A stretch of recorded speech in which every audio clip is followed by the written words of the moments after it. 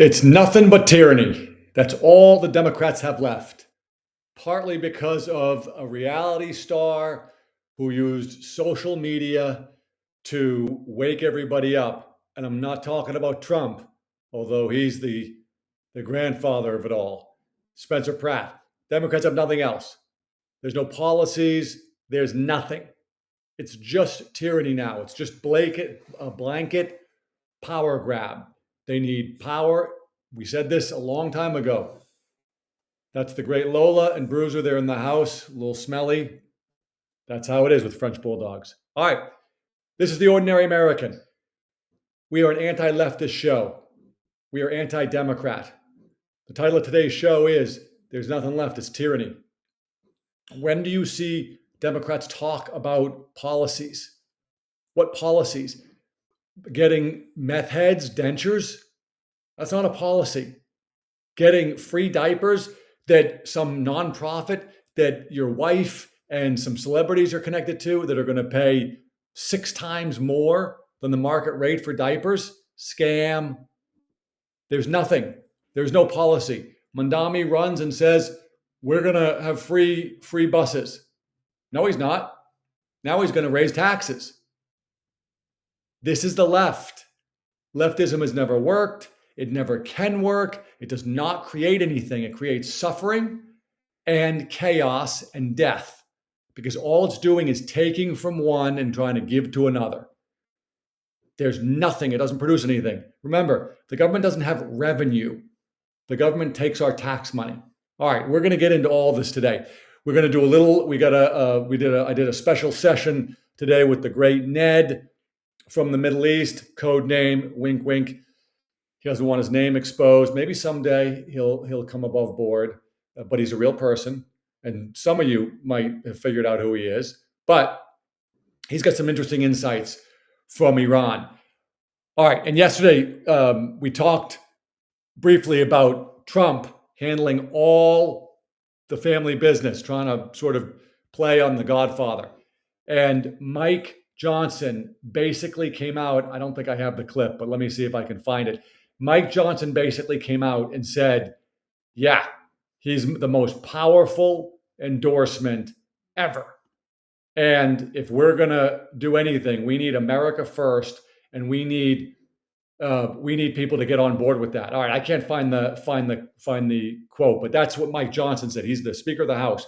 He basically acknowledges what we've been saying, which is that most endorsements are no big deal. Maybe they help a little bit on the margin, but not really. Trump's matters. We showed the chart or the image that Trump produced with his wins all across the country. And we didn't focus on this yesterday, but just a little highlight. Cassidy was an incumbent senator in Louisiana. Incumbency in the Senate, to try to remove one, I don't know what the stats are on how many incumbents in the Senate lose, certainly lose primaries. I don't think it happens very often. I'll try to look it up later and maybe mention it tomorrow, but I'd be surprised. The Senate in particular, the 17th Amendment, which should be repealed, gave the popular vote to the citizens to elect their senators and gave them 6-year terms. 6 years is an eternity, obviously longer than a presidential election. It was a trick. In 1913, they tricked the citizens. What did it do? It centralized power and corruption. It put everybody in one building, House and Senate, gave them huge amounts of power, 6-year terms for US senators. And you now could go to one building to do your corruption. And it gave these guys, they could go down, sink in like ticks, and just build kingdoms down there, which is what they do. Cassidy was upended in a primary because of Trump's endorsement. That is massive. I promise you, down in Washington and everywhere else, everybody noticed that and woke up. Cornyn right now in Texas is got to be changing his underwear daily. All right, that was the precursor to this. The family business is happening. He's taking care of businesses. He's removing all these people who are not America first on the Republican side. The Democrats, total tyranny. There isn't anything else. We're gonna go. This is a clip from the great Patrick Bet David show. If you're not watching him, he's awesome, and his show is great. This is I'm playing this. You'll see in a second. We're gonna play it, and then we'll talk about it.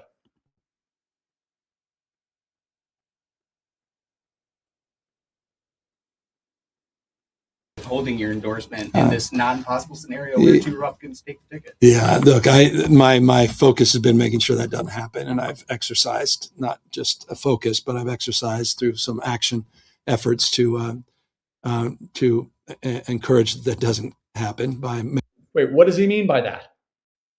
making my case, and will continue to make my case. I do not see that scenario taking place. I've said this before, so I'll repeat it. I don't anticipate this need to be the case, but there is a break the glass scenario, and there's many people that have a deep understanding of what it would look like if Democrats were locked out, and we're going to do everything to make sure that doesn't happen. What do you think he means by that? Excuse me? A break the glass scenario if the Democrats are locked out? I interpreted that, by the way, to mean if the two Republicans win or win the jungle primary. But it could also just mean if they get locked out of the corner office in Sacramento. Now, he's got Steve Hilton on, and I want to see if I can get to this clip. I think I remember the timestamp where Steve Hilton says a bunch of things. By the way, we all know what Newsom's saying. They've got corruption. They cannot afford to give up California in any way. Why? Because they've been doing corruption there for probably 30 years, maybe longer. Okay? And if Steve Hilton is in the governor's office and Spencer Pratt is in the mayor of LA, Spencer Pratt's already said he's bringing in the IRS, he's bringing in the Department of Justice, he was bringing in the CDC. They can't destroy enough documents to prevent them from finding everything. Now listen to what Hilton says. And there's other things. The fact that we've got voter ID on the ballot in November in California, that's going to bring out a lot of Republican voters, and so on. So I can see a path to victory, and that's Newsom's worst nightmare. Imagine if this is the scenario in early 2027, just as he's launching his presidential campaign, you've got a Republican taking over as governor. He's just lost California to Republicans. That is it. And as I'm cleaning up the mess that he's left behind, I will be exposing what he's done. That's it. As in the process of cleaning it up, which will be a disaster for his presidential campaign. So he wants to avoid that at all costs. What he wants is stare Becerra. So I think what's going on here is that he is raising. All right, then he goes into some stuff that's interesting, but I'm gonna skip it for now. It's more political stuff about another Republican candidate, Chad Bianco. Okay, so what's he doing there? He's talking about the corruption, and he's saying that the guy's trying to run for president, probably true, obviously. He can't afford his presidency, his presidential candidacy can't afford, he didn't mention Pratt, but him and Pratt in those two offices. Tyranny. They can't run on policy. Newsom, who's the leading guy for the Democrats for the 28 race, for the 28 race, he's trying to clean up. He's trying to say, I'll have a break the glass solution. That sounds an awful lot like that idiot Stroke talking to his girlfriend Paige, saying that he's got an insurance policy. There's never any truth. Nothing's on the level with the Democrats. They're all liars. They've got no truth, no nothing. They'll tell you that they're for fixing homelessness while they create Los Angeles. They'll tell you they're for affordable housing while destroying housing markets. Okay, it's all a lie. Now, this is not this next one. This is just, well, Rogan is a giant voice. You know, a lot of people, I get pushback on this even long before I did the show, saying, you know, who's Joe Rogan? And he's nobody. Joe Rogan is a massive voice in the world. And whether people like it or not, he has a massive audience. He's a smart cat, and he asks the right questions. And by the way, he wasn't a conservative or an America First or a MAGA guy. He was a Bernie dude. And he's come around. Why? Because he's common sense and he's not mentally ill. Okay, he's not deranged with TDS. Listen to what he has to say. And how crazy it is that they spent $24 billion last year on the homeless. Yeah. And what did they spend on preventing these wildfires? Zero. Not zip. And in 2019, I think Newsom said, I'm going to take care of the forests and maintain the forests and do all that kind of stuff. He didn't do anything. Didn't do anything. And then on top of that, they cut the water off. Yeah, that's right. Yeah, it's all funny. And then I think all right, Mel Gibson too, but Rogan has a giant audience. Rogan is speaking the truth. He's doing like Spencer Pratt does. He's simply saying, and this is the problem for Democrats. This is why they have nothing but tyranny left. You can get away with what they do in LA unless somebody like Spencer Pratt stands up. You can get away with what you're doing to America unless somebody like Donald Trump stands up. This is the point. They figured nobody would stand up. And they were right. Just do a little mind experiment right now. What would the world look like if we didn't have Donald Trump, but we had Jeb Bush run in 2016? Hillary probably wins. Jeb Bush, uninspiring, a clone of all the other retard Republicans who are not fixing anything, who are jabbering on about it. We're going to do that. They do nothing. Without Trump, who stood up and said, we're going to fix it. Same thing with Spencer Pratt. Without somebody like Spencer Pratt standing up and saying, we're going to fix it, nothing happens. So the tyranny can go on until somebody stands up, or unless somebody stands up. The great Dan Bongino, who I quote a lot on the show, because I started watching him, I think, in 2016. I think I have memories of 2015, but I don't know if his show was going on in 2000. I don't know. A long time. And he has these great observations. We mentioned a couple of them on here a lot. One is when New York got bad enough, he lived in New York before he started his professional career. When New York got bad enough under Dinkins, voters made a change. And he has that observation that says they won't make a change until it gets bad enough. Thomas Jefferson made a very similar observation in the Declaration of Independence, essentially saying, we humans are willing to suffer a long time under tyranny. And he sort of is, he's sort of saying, and that's probably appropriate because we don't want to arbitrarily break the bands that bind us. But at a certain point, that's the Dan Bongino, when it gets bad enough, LA has gotten bad enough. Now they're standing up to the tyranny. Tyranny can go on for a long time because we're willing to suffer for a long time. So it's just total tyranny. We've known this, by the way. If anybody who wasn't a TDS sufferer has known this for a very long time, but it's now people are really starting to wake up. The great Mays Moore, he does unbelievable work. I'm going to put this up. This is an example of how when you have the press, the mainstream press, it's changing. But when you have the mainstream press willing to essentially just be your propaganda arm, total lies, deceit, doesn't matter, just say what suits the regime, you have a lot more power. This is a clip from Ken Delanian. Ken Delanian is a total hack, loser, idiot who was a Russia hoaxer. He was the mouthpiece, says whatever they want. Who knows what they have on him? But this is Mays Moore taking a clip from 2024 and 2025, and Ken Delanian's talking about the stats from the FBI. Let's listen to him. Numbers from the FBI, which come from cities, by the way. The FBI doesn't make these numbers up. Showed that violent crime overall declined by a rate of 3% in 2023. The Republicans and others are pushing the narrative that this data is wrong, that crime is somehow up when it's down. Violent crime has declined significantly over the last few years and appears to be continuing to decline. Okay, 2024, Republicans are crazy to be questioning the data from the FBI. Who was in office then? Joe Biden.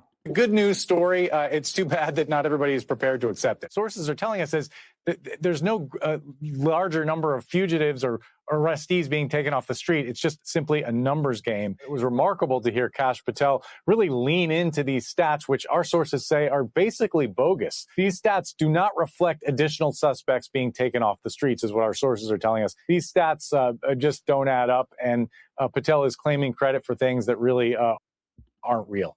Okay, the contrasts.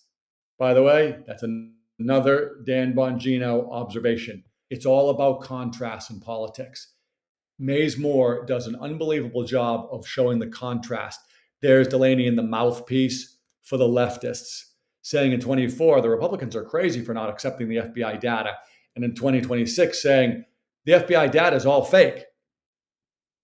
Now, a TDS sufferer would say, well, that's because Trump's in charge of the FBI now, and he's making it all fake, but Biden was in office and he was making it all honest. That's having a dyslexic brain. That's the exact opposite of the truth. That's the exact opposite. Violent crime is way down, and Ken Delaney doesn't want people to hear that. Violent crime was not way down, and terrible things were happening under Biden. By the way, obviously, all of the Trump hoax stuff, all the indictments, everything, LA, etc. So when you have total tyranny, you need that press. It's not only a precursor to get the control for tyranny, but once you have it, it's a precursor to keep it. And that's what the Democrats have. They have total control of some places. They had control of the federal government. The deep state was the Democrats. We played the other day Comey talking to the deep staters that are still in the FBI. I have confidence in the people who are still there that they're going to do the right thing. And my point there was, don't fall for that. He's going to get you caught. He's not going to go to jail, but you will. Okay, this is tyranny. The Democrats don't have anything. Okay, nothing. Everything's a lie. We're going to transition here, still under the heading of the Democrats have nothing but tyranny. The NAACP, another nonprofit, total scam, just like the Southern Poverty Law Center. The NAACP was supposed to be, and maybe was when it originated, an organization that was trying to help promote Black people and stop racism. Look at this. Let me see if I can make this bigger. It doesn't seem like I can. The NAACP is not partisan politics, is into partisan politics, not Black representation. This is who they represent. This is who the NAACP supported. All these white candidates against these Black women. By the way, and each one of these Black women in their own right have some strong credentials. This is a CIA front. You've seen what she's done in Virginia. I think this idiot is in California, and this is the guy who's going to lose his congressional seat in Memphis because it was a gerrymandered, race-based district. All right. This is an example. We saw it with the Southern Poverty Law Center. The tyrants need to co-opt. We've seen tons of movies where the Nazis got wealthy people and companies to go ahead and do their bidding and work with them. Why? Because they want to outlast and they want to keep things going. Same thing here. They get the Southern Poverty Law Center. Finally, they got indicted. The NAACP, I don't know if they'll be indicted, but here's a quick fix to all of the scams that involve nonprofits. All of them. And we're going to hopefully have time to get to the Soros group putting in another $300 million through nonprofits. Okay, here's a quick fix. Get rid of all nonprofits. How? Eliminate the IRS. A nonprofit is an exemption the IRS hands out to certain groups, and it's a big deal. It is a big savings and a big attraction. Why? Because you can have a nonprofit organization that now gets to raise money so Soros can put in his $300 million and he gets a tax deduction for that. See the scam? Not to mention that a nonprofit, then the presumption is, oh, they're doing great work, and then they get our tax dollars as well. If you take away that exemption, no more IRS, no more federal taxes, so there doesn't need to be an exemption. None, zero. Now, what do the Democrats have to do? Look, they'll find a way, I am sure. But now they'll lose all of that tax exemption stuff. They lose all of that sort of imprimatur or belief that the nonprofits are doing good work. And they'll just have to name the organization and have it be well, it wouldn't matter. There's no profit. Okay? But there's no exemption. Let them just give money. This is, and then by the way, we bring in prosperity. That's another conversation for another day, which is Trump getting rid of the federal taxes. Okay? So the NAACP is another nonprofit. They should strip it of its nonprofit status. Now, we've known for quite a while that the Democrats are total tyranny. How? Obama. Obama was a tyrant. Tyranny. He supported tyrants. He was a tyrant. He did his pen and his phone nonsense. He does his lies. If you like your plan, you can keep your plan. We've been through that. The whole Obamacare was a total scam to try to get control of people's health care. He nationalized the college loan industry. Who else nationalizes stuff? Leftist tyrants. Okay. Now, what happened? When was it? Let me play this first. It was 2 days ago or yesterday. No, yesterday, I think. The Trump administration, Todd Blanche, they indicted Raul Castro. Let's play this and see what Trump has to say. Cuban population of Miami and certainly beyond Miami, people that came there that were decimated, whose families were ruined, appreciate what the Attorney General just did today and was just doing now. Is just watching it. So we have Cuba on our mind. Very important. Been a lot of problem for a lot of years, and this was I think it was a very big moment for people that, not only Cuban Americans, but people that came from Cuba that want to go back to Cuba, people that want to see their family in Cuba. I think this is a very big day, very important day. They supported me to the nth degree. They supported me at levels that nobody's ever seen. Todd Blanche indicted Raul Castro. That's what he's talking about. Raul Castro is the brother, I believe, of Fidel Castro. Now, while Trump's administration is indicting the guy, you got Obama, who was, if I can get it up, going to baseball games with the guy. All right? Look, that's him. That's tyranny. Karen Bass says she trained in Cuba to be a Marxist. Maxine Waters made many trips to go kiss the ring of the Marxists. Okay? All of these corruptocrats. Cuba is one giant pain in the neck for freedom-loving people in the Western Hemisphere. And Trump's going to get rid of them. Now, obviously, I'm not the only one who's saying this, but obviously it sort of starts to ring similar to the Maduro thing, where they indicted Maduro, and then to enforce the indictment, they went down and snatched him. Now, it certainly could be that what Trump's doing is just trying to show Raul Castro, bro, we'll come get you too. Your age, being at Rikers, you don't want that. Figure out a deal. Trump's been saying, pardon me, I think we can make a deal with these guys. And I think that he obviously has more information than I do, so he's being positive. But that is another example of the Democrats have nothing else. It's just naked tyranny. Anyone who's voting for Democrats, as we say on the show all the time, is breaking themselves into jail and breaking the rest of us into jail too. Everybody needs to wake up. There is no reason, there's no logical reason for anybody to vote for a Democrat, unless, of course, you're mentally ill, or you're in on the scams. Those are the two reasons, okay? And really the only two reasons, okay? Really, really clear from where I'm sitting that the Democrats have abandoned everything. I can't think of a policy discussion in that debate that we played, the Spencer Pratt debate from a few weeks ago. Simple question. Should illegals be able to vote? Spencer Pratt was able to say no. There was no jabbering on, just no. And everybody knows that. However, what were the other ones? We have to wait and see. We have to see what the language might be. Other places have done it. Who knows? No. That's corruption. Okay, that's their way of trying to control the elections. Okay. I want to see if I have that. I don't know that I do. Yes, I do. Okay. The Save America Act.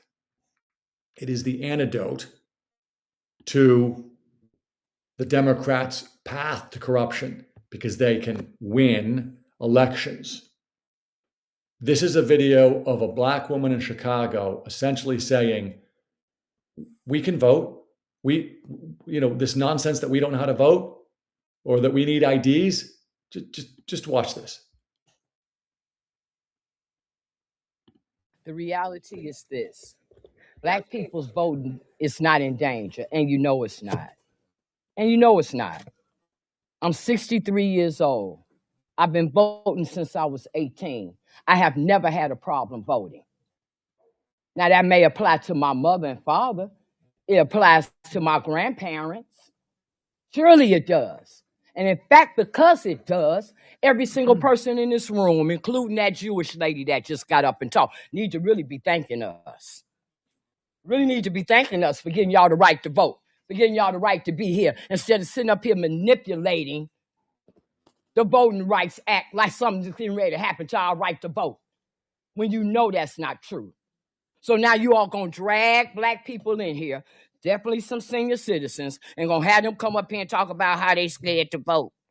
How this messed up their right to vote. Women need to vote. All that junk. All right. I mean, there's more. It's worth watching. But this is the nonsense that the Democrats have to resort to. 94% of voting age black Americans already have a photo ID. Okay? You are only looking to corrupt elections if you're a tyrant, if you can't win on your arguments and on your policies. It's the only reason.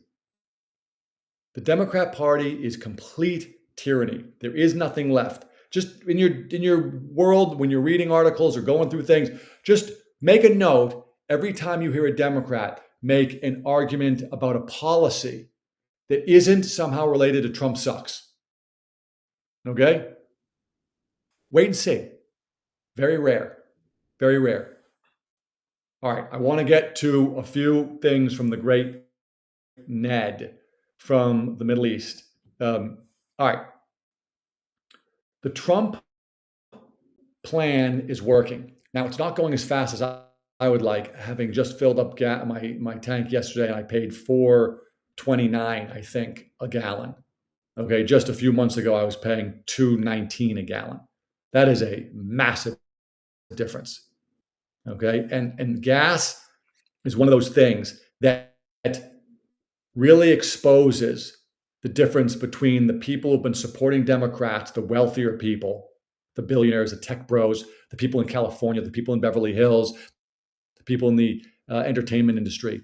Why do I say that? Because they can afford to throw money at the problems that the Democrats create. Gas is the best example. If you're making just enough for you to get by and the gas prices go up, your math doesn't work. If you're making 5 times what it takes to get by or 10 times, then you can say, I'll pay that gas price. It doesn't matter. So if you're in California paying insane gas prices, when you don't have to, that's a choice. The elected class and Democrats, fancy people, the tech bros, we've talked about them who are now leaving, they could, when the schools got terrible, they could send their kids to private schools. When crime got bad, they hire private security, move behind a gated community, build a gated home, buy a gated home. When the fire started, little dirty secret they don't talk about, they hired private firefighters. They either build their structures with built-in fire protection benefits that normal people don't have, or they have private firefighters who will build ditches and other things, other tools they have to keep their houses safe. They throw money at it. And when they can't throw any more money at all these things, or they get tired of it, what do? They use their money to leave. Little sidetrack, but that's the point of the gas situation. I don't like it either. Okay, it sucks.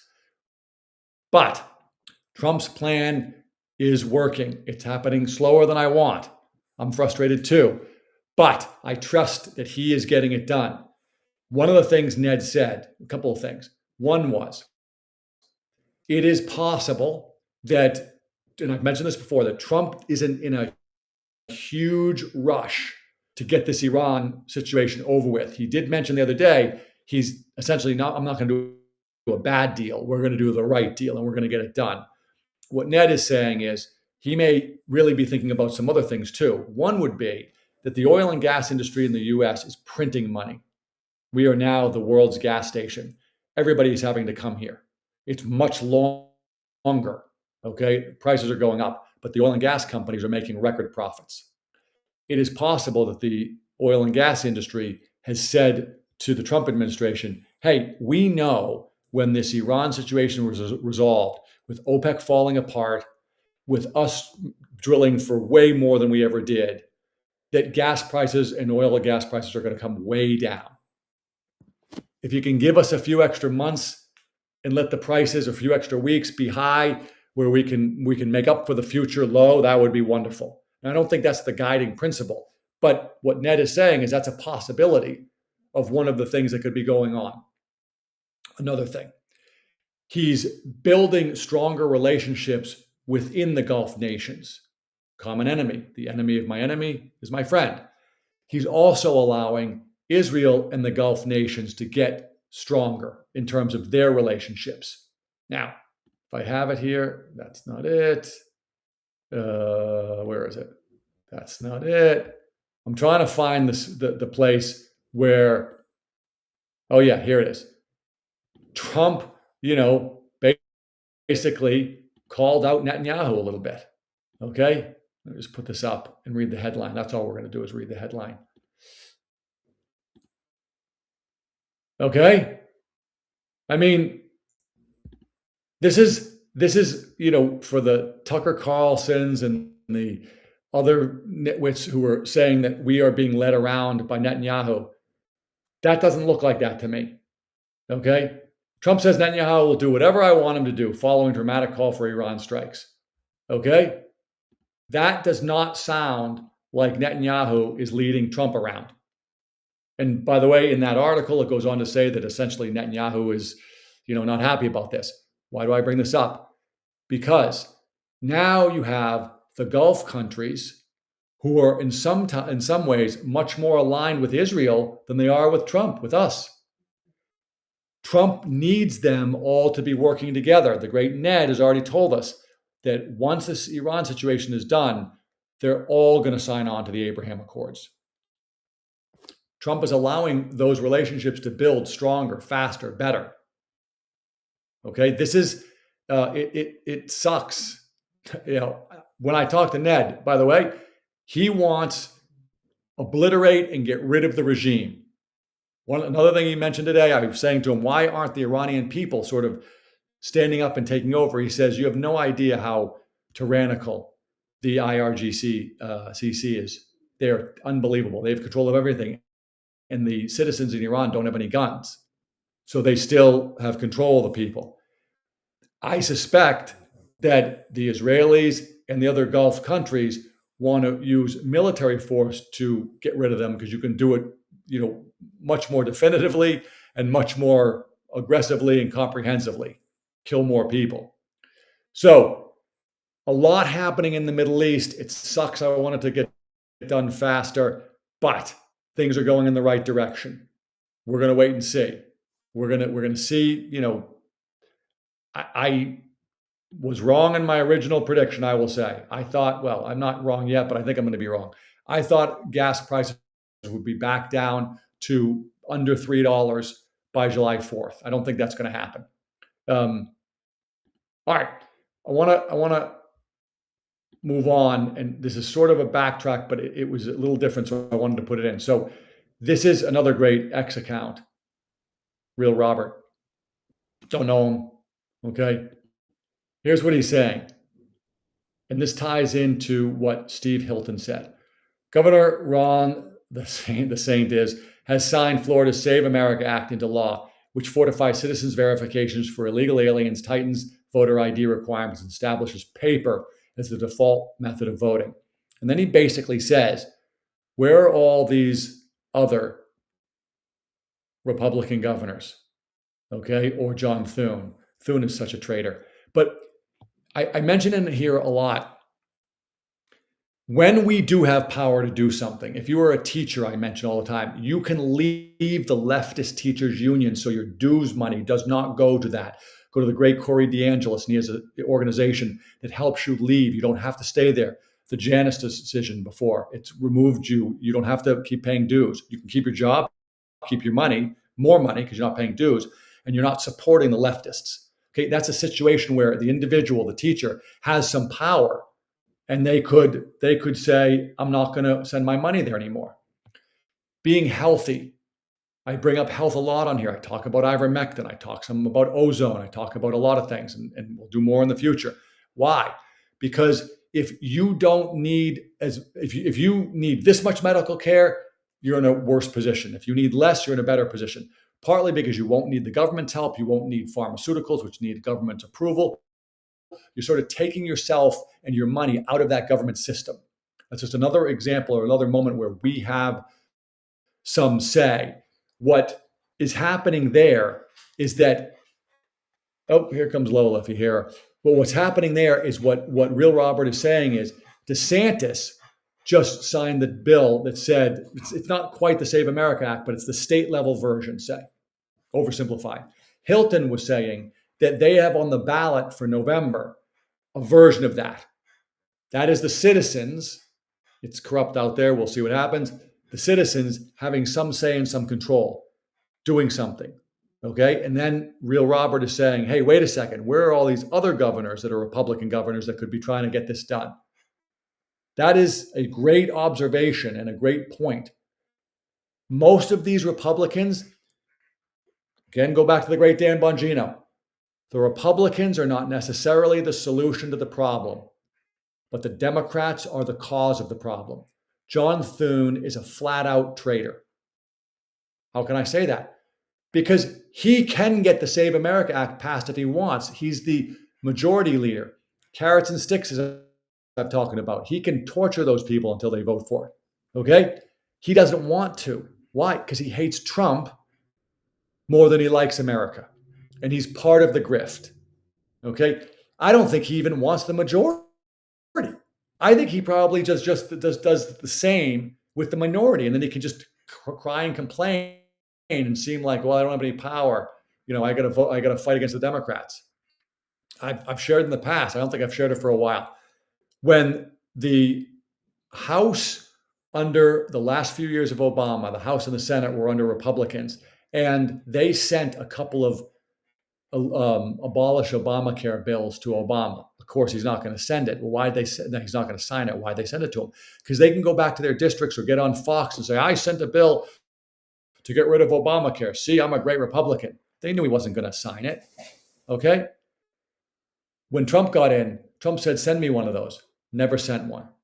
They still had power. Why didn't they? They didn't want to get rid of it. It's worth a gazillion dollars fundraising off of that. Trump is trying to fix the problem. These Republicans, DeSantis is trying to fix the problem. These other Republicans, I don't know. I won't say for everybody on that list, but not right. By the way, the thing with the Obamacare bill, it's like, you know, if you have a party you're trying to do invites for, and you really don't want to invite one of your friends, but you happen to know that they're away, their daughter's getting married or something, you send the invitation. Why? They can't say yes. You get credit for inviting them. They can't say yes. Everybody's good. That's what the Republicans were doing with Obamacare. Okay? They don't want to fix it. Trump wants to fix it. DeSantis obviously wants to fix it. I think Hilton wants to fix it. Spencer Pratt wants to fix it. By the way, Trump didn't fully endorse Spencer Pratt, but he came out with positive comments and said, "Oh yeah, I've heard of that, and I think he said he'll do a good job." We'll see what happens. All right, a lot going on. We're going to be back here tomorrow for Forgiveness Friday. I had a great conversation with one of my small Bible study groups about forgiveness. It is a critical tool. Forgiveness Friday or Fired Up Friday. Thank you if you've been watching to the end. We really appreciate it. Like, subscribe, and follow. Pass this on to friends, family, coworkers, either because you want them to wake up or you want to piss them off. Either way works. Either way. I got some idiot on X talking about some leftist nonsense, and I try not to get into too many X fights, okay? But I did, because the leftists, it's just tyranny. Okay, we'll be back tomorrow. There'll be a lot to talk about. Really appreciate you being here. As the great Father Mike Schmidt says, I'm praying for you. Please pray for me. And I like to add in, I'm rooting for you.